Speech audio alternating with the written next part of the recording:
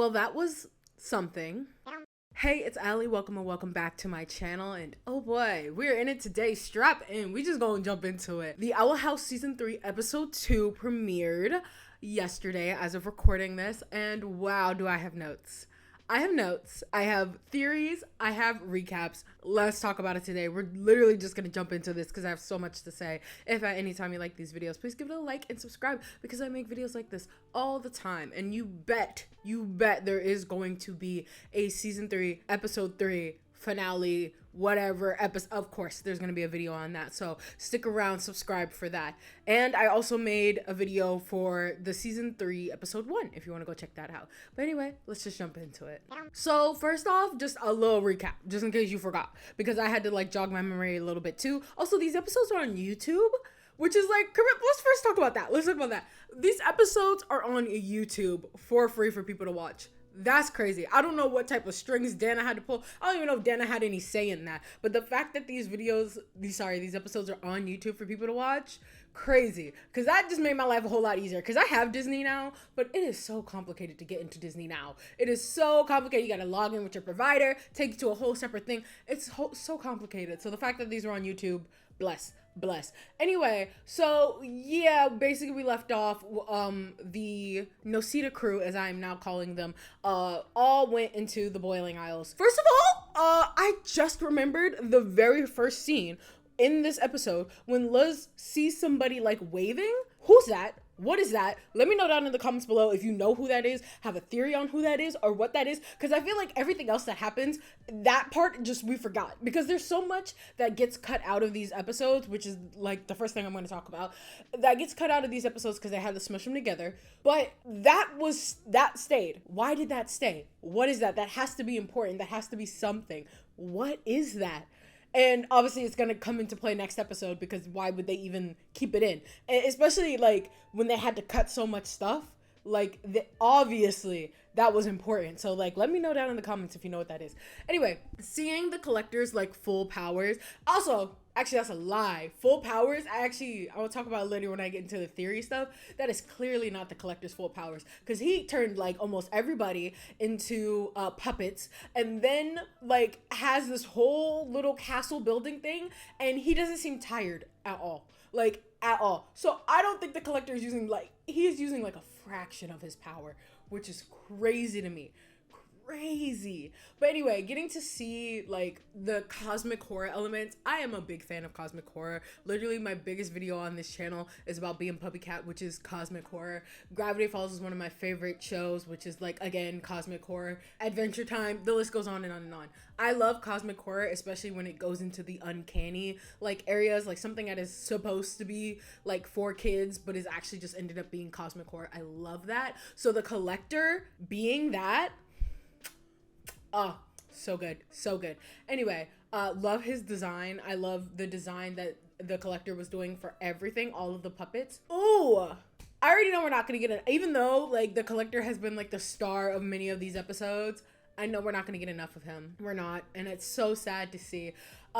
Speaking of which, stuff that is gonna be inevitably cut, the stuff that was cut from the beginning of this episode, which is like mostly the stuff that is very obvious. There are some cuts that are very obvious, and I think some cuts that aren't as obvious that you would really have to like hunt for. The beginning of the episode, you can kind of tell that there was supposed to be there. Anytime that there's like a montage of any sorts, you can tell, or some type of verbal recap, you can usually tell that that's where an episode would have been instead of just this verbal recap that we're getting. So the collector turning everybody into puppets and stuff like that probably would have been like at least a couple of scenes, if not its own episode, because you can see when they're going through the little Instagram version of the Boiling Isles Instagram, whatever it's called. I forgot the name of it, but you can see like the different like pictures and stuff of different places being taken over by his powers or whatever.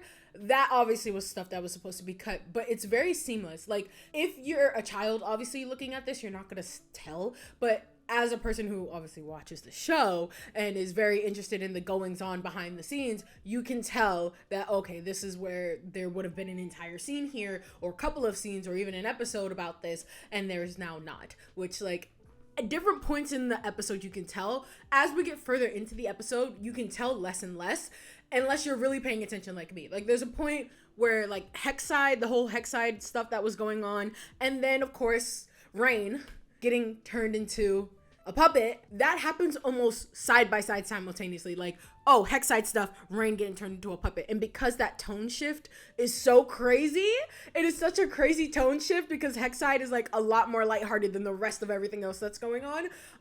It almost seems like those were definitely supposed to be separate episodes. But if you're not paying too much attention to it, you wouldn't be able to tell. So I think that the crew, I will never get over it. But for Dana and the rest of the crew, I'm gonna shut up about it for now because I know they tried their damn hardest and they did a really good job of like trying to hide that. So I thought that was really good. Okay, I'm done talking about stuff that has been cut. I will never be over it personally, but for the sake of this video and for the sake, like that was almost 10 minutes of me talking about that. Like for the sake of this video and the sake of Dana and the showrunners, I'm gonna stop talking about Disney. Because we all know, I'll leave it at this. We all know that Ida and Raine were supposed to have more stuff there, but I guess they're saving that for the next episode. Oh. Also, just a side note, you're a loser if you watch the leaks. You're a loser for that.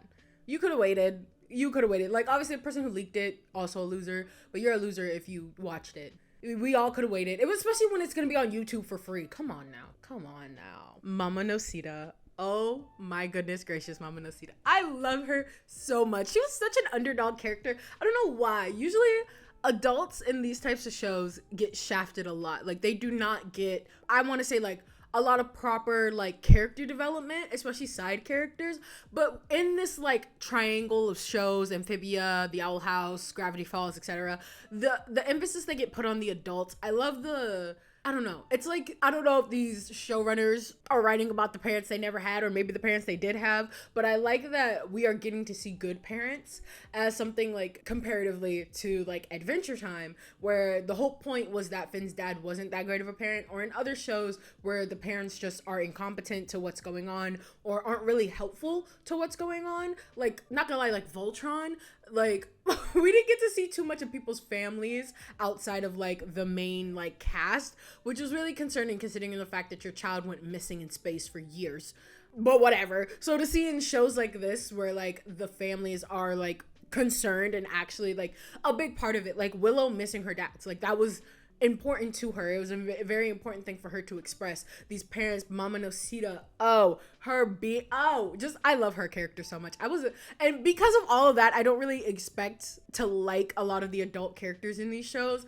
So Ida, also, first of all, Ida, like Lilith, literally every adult character in this show I actually like a lot, and that's something that I found really surprising, that I actually really like a lot of the adults in this show.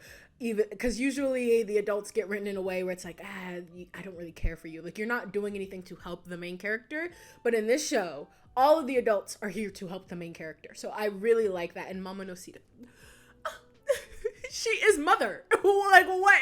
She is literally mother. Like, what else can I say? And I'm so excited because I first thought that she was going to be left to deal with the Hexside kids, but the fact that the Hexside kids are kind of like self-sufficient, I actually really like that. And the fact that they showed it off, that these kids are self-sufficient and they know what to do in a situation like this, I thought was really cool, which also stands to show what principal, forgot his name, but what the principal has like taught them. So the fact that they are now self-sufficient because of what the adults actually caring for and teaching them, I thought that was like a really cool thing that is like, if you don't really think about it, you'll miss it. But if you really think about it, it's like, that's a cool culmination of like all the character development that Hexside has gone through. That's not something you really think about because it's such a side thing.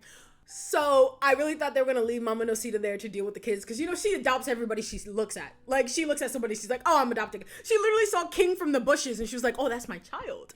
Oh, so this is my child you've been telling me about. Like, this is my child now. Like, right? So I'm so happy actually that she didn't get left at Hexside, because now she gets to go meet the Collector. And I really want, I have been theorizing since the Collector was introduced that Mama Noceda was going to adopt the Collector, or Ida, or both, because we both know Ida and Mama Noceda are gonna have I know people are all like, Ida and Raine reunion. I don't even care. I do care about that. We'll get to that in a second. But like Mama Noceda and Ida's, I almost said reunion, but them getting to know each other is going to be the best thing in the world. I don't even care if it's only going to be like 2 seconds. It's going to be literally the best thing in the world. Mama Noceda, I love her so much. And she's trying so hard for Luz. Can we talk about that? She is trying so hard for Luz. She is trying so hard and succeeding. She's trying and succeeding for Luz, which is like so important. Like, it is so important. And obviously Luz is like, I know you're just trying, you're just pretending. Like, no. She is trying because she not only is she trying to make up for not being there for Luz and understanding her, but also to like this whole world. There's literally a whole world, an entire world that your daughter went to, and you were not there for her in that moment. Like that had and that conversation they had when her palisman came out. We'll get to that in a second. But like Mama Noceda, and then her Hunter and Gus. What are we talking about that? I can literally go on forever about Mama Noceda. Like, it's really surprising to me that I like an adult character in a children's show that much. Like, that's how like well she is written. Like, I usually do not like adult characters in these shows unless they're like Ida and they're like the cool aunt. Like, first of all, the collector. But like, unless they're like Ida, who is like the cool aunt, or like quirky, or like whatever, I usually don't like adults in these shows because, like I said before, they just are usually neglectful. So to have a character that is like actively acknowledging like their neglectfulness, their emotional neglect, by the way, Mama Noceda is a great mother, but emotional neglect very much so is a thing, and that seems to be what it was, but not based off of like, oh, I don't understand how to care for my child, more like, I don't want my child to end up like me. So therefore, I'm going to emotionally neglect them almost on purpose to kind of shove down that stuff, which just doesn't work. It doesn't work. And she's like making up for that now, which is like, love Mama Noceda. Love her. Willow. We have to, Willow. That's my bestie. Willow is my bestie. I related a little bit too hard to Willow as the mom friend of my group. Who is looking out for the reliable friend? Who is looking out for the mom friend in your friend group? Quickly. No one? Go check up on them. Do yourself a favor and go check up on them. Because who is looking out for the mom friend? Please, that hit a little too close to home. That's all I gotta say. That hit a little too close to home. Willow, oh my God. I was literally, every time she would talk on screen, I was like, girly. And Mama Noceda being spread thin because she wants to offer help to all of them, but like obviously Willow is trying to keep it together for her friends, but she doesn't need to. She's 13. Talk about I'm the reliable one. Girl, I don't know how, I forgot how old they are, but like they're like 13, 14 or whatever. You're 14 just like the rest of everybody else here. Please cry. Do not keep that shit in. Please cry, bro. This shit is that. Oh, Willow. That's my bestie. That is my bestie. And all of you Hunt Low haters, I've made TikToks about this. I'm about to make another one because you Hunt Low haters, I don't know where this hate for Hunt Low came from, but y'all need to be excommunicated. Because when I said, first of all, slow burn, second of all, oh girl knows what she wants, and she's willing to wait for it. Number 2. And number 3, Hunter also doesn't know what he wants. Hunter doesn't know how to do anything. Like, emotionally. He doesn't know how to say any of his emotions, which is fine. That's fine. So, when I sat there and said it's a slow burn, they're getting to know each other, y'all were like, no. Okay, not y'all. Y'all know, because we see each other. But I'm talking about other people who were like, I didn't even know Hunt Low was getting hate as a ship. It was getting hate as a ship. Why? Why? Hunt Low for life. And if we're really about that life, it's Willow, Hunter, and Gus, but y'all ain't ready for that conversation, so we're gonna move on. Back to the character designs. They popped off with these character designs. Ida's character design, her current character design with her chopped hair, no harm, and the outfit that she's wearing, like, yes, bitch. And of course, the collector, I already talked ad nauseum about the collector, but the collector's, like, I love his design so much. I don't think I can, like, there are some times where I just get so inspired to draw because I'm still a very much so a beginner with my art. If you want to see it, you can go follow me on Instagram. But there are some times I watch something and I'm like, I need to draw that right now. I don't care what my skill is at right now. I need to draw that right now. And that was Rise of the Teenage Mutant Ninja Turtles, and now it's the collector. I need to draw him right now. But first I needed to make this video. But like, he's just, I love his design. And the little robes that he gave King. And also the fact that he was like, that's my bestie. Like, that's literally my best friend. I was like, that's literally what I be saying all the time. That's my bestie. That's my bestie. Also, miscommunication trope where you at fans. I usually hate miscommunication tropes. It was bound to happen. In this, it was bound to happen. We'll come back to that in a second because I have theories for that. But The designs. So yes, the designs. Belos's Goopy Belos, Goopy Belos. His design is really, really cool. Speaking of Belos's design, I was sitting there. I was like, oh, Belos. The writers must have been sitting in that room, like, oh, Belos needs a body. He could just, take one of the Caleb clones again. Well, that would be boring. So let's not do that. I guess there are a bunch of puppets laying around, so he could do one of those puppets. How do we make this hurt as much as possible? I swear to God, that's what the writer's room was like. Because why? Out of all the characters, you were like, oh, Raine, yeah. Let's make this hurt as much as possible. This is such a recipe for disaster. And we all see it come. It's gonna be messy. Oh, girl, it's gonna be messy. We see it coming. We all see it. All of us just sitting there like, and we're powerless to do anything about it. Like, usually all of us in the fandom are like, oh no, like what's gonna happen? Like, it's already planned out. The next episode is the last episode. So many things have to happen in this episode. Like, oh, it's gonna be an emotional roller coaster. And I hope this episode is like an hour and a half long. Like, dead ass. Because, bro, there's so much in a good way. There's so much going on, like, in a good way. I literally screamed. The scream, I scrumped. Like, I'm not even joking. I was in my bed. I was like, ah! Like, I was like, no! Like, I literally was like, no! Like, I was not expecting that to come out of me. I was just like, no! They're like, there's no way. No way. I was like, they did that on purpose. They did that on purpose, bro. Why would you... At least we get to see more Raine voice acting. I just... because I know we were missing them as a character. I was like, I'm so glad we get to see more of them as a character. Well, no, not as a character because they're possessed. But I mean more of them as like voice acting because I really like their voice acting. Anyway, back to the Collector. I cannot stop talking about the Collector. The lore, the Collector's lore. You theorize in the comments. Come on, let's get to theorizing. Let's get to theorizing in the comments. First of all, the Collector's power. We just talk about how far the Collector's powers reach. Like the implications when King went to go see Lilith and Ida, the actual implications that he knew the whole time, because he just magically knew where King was, and when King was talking to Ida, he seemed to have no issue with it, even though King had told him that Ida was supposed to be a beast and still in her beast form or whatever, and that he's been lying to her about that, and the fact that he basically has eyes everywhere, and he doesn't seem to be breaking a sweat. Again, the Collector is not breaking a sweat, so I am firmly a belief that this is like a fraction of his power, bro, like some Dragon Ball Z shit, like I'm only using 2% of my power or some junk like that, because why? The implications that he knew the whole time and was just chill about it. That's why I think that the Collector knows that Belos is inside of Raine.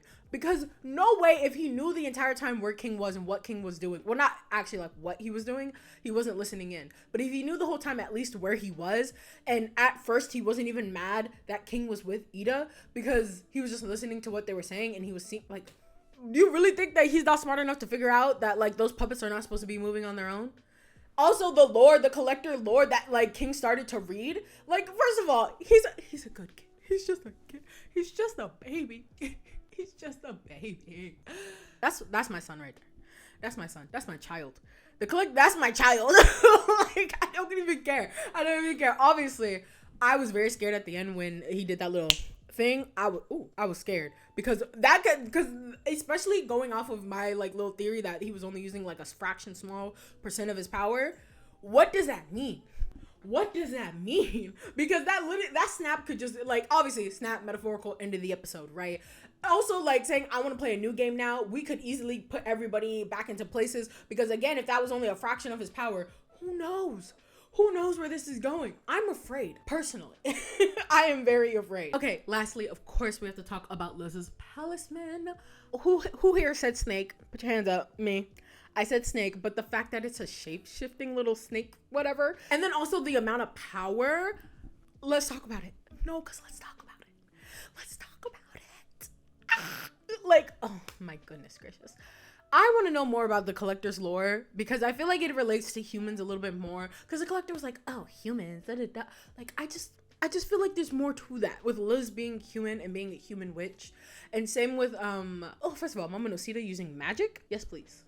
Yes, please. I don't know. I just need more of that. I don't know how we're gonna get that. Mama Noceda using magic. Absolutely, absolutely. But anyway, back to Liz. But Liz's palace is so fitting. I think someone probably called shapeshifter at some point, because I know people were calling snake this, that, the third, all of this. But I think the snake really fit her, but also shapeshifting snake even better. Mwah, even better. Anyway, that's kind of all I got to say. Liz, I'm glad Liz got her character development. Also, I'm glad, did they mention the whole, like, let me know down in the comments, because my memory is so bad. About Palisman, about, like, it being, like, your deepest wish, or, like, whatever. Was that real? Oh my god, I almost forgot about Hunter. Speaking of Palisman, I almost forgot about Hunter. I'm so sorry. I was too caught up in the hunt low. I totally forgot to talk about Hunter by himself. Love that he's coming into his own. Love that he has Flapjack's powers now. R.I.P. Flapjack. R.I.P. Flapjack.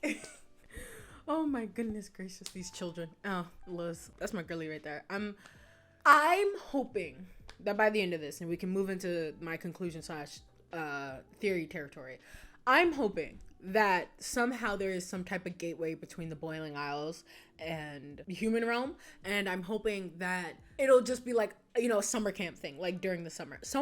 A bestie of mine on Instagram mentioned that there should be like a comic spin-off the way there was with Adventure Time and Steven Universe and stuff, and I totally agree. They were also saying this about Amphibia, and I totally agree, because there's so much more like world building lore to explore, and especially if we have that gateway like there at the end of the show, it could easily be like, we could talk more, and like, because I know Amphibia, poor Amphibia, they just closed that gateway forever. But we don't have to do that with the Owl House, okay? It doesn't have to end the same way Amphibia ended, okay? So we can still have that gateway there, because that would be smart anyway, because I feel like it could be an ongoing thing with the comic. Please? I feel like that's such a good idea. But that's what I'm thinking the ending is going to be like, if we're going to go into theory territory as of what the next episode would be. Belos is going to do Belos things and I feel like my heart is going to be ripped out of my chest and then put back at the end. Obviously, miscommunication between King and the Collector. Miscommunication trope fans, I know you're eating, whatever. But at the end, obviously, because I don't think the Collector is stupid, so I think the Collector, because that's his bestie, bro. That's his bestie. Despite all odds. That's his bestie. Anyway, I would love to see more of that book also. That, like, he fixed. Because even in the book, he's not even that bad of a guy. Come on. Like, that's my child. I'm gonna root for my child. He's not even that bad of a guy, though. He didn't care about, like, scorching the earth or, like, whatever the hell it said. He just wanted to hang out because it's boring. Doing nothing all day and then just, like, the Titans doing whatever. Can we get more about that, please? Like, please. Anyway, theory for what's gonna happen next episode, though. I don't know. There's so many different things can happen. I was originally going to be like, oh, what if they pull like one of those tropes where it's like they all turn into chess pieces and King has to play them in chess. But chess is boring and King wouldn't know how to play chess. So it's obviously not going to be that. I feel like it's just going to be some type of role play thing again, where the Collector this time, however, forces him to be there, and then King, so they're going to have to outsmart the Collector some way, somehow. I feel, obviously the Collector is not dumb. He is smart. I really feel like he's just being dumber than he lets on, except for emotionally. I think emotionally he is a child, but like mind-wise, no way. I'm gonna cry just like I did. Prediction for me, I'm gonna cry. Like, let's talk about, I'm gonna cry. Okay. Yeah, I'm not ready for this to end. I really am not. It kind of just hit me when I was watching it and I finished the episode. I was looking on Tumblr at everybody's art and stuff and memes. I'm like, I'm not ready for this to end. Dana and the rest of the crew did such a good job, and I just like, I don't want it to end.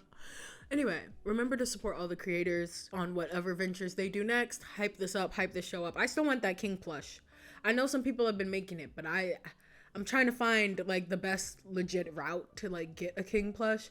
Desperately want a King plush. Maybe I'll get one for my birthday. Anyway, if you enjoyed this video, thank you so much for watching all the way into the end. You are a real one. Also, let me know how you felt about this episode down below. Let's start a conversation. You know how it goes. I'm going to be talking about The Last of Us next week, and then after that I'm going to be talking about FNAF. So if you have any video ideas, I know I'm all over the place, but I love it. If you have any video ideas if you want me to talk about, let me know down in the comments below. You can check me out on all of my social medias. They are at ally_dreamer on everything, except for Instagram. You need 2 underscores. And yeah, that's it. I'll see you in the next episode. Peace.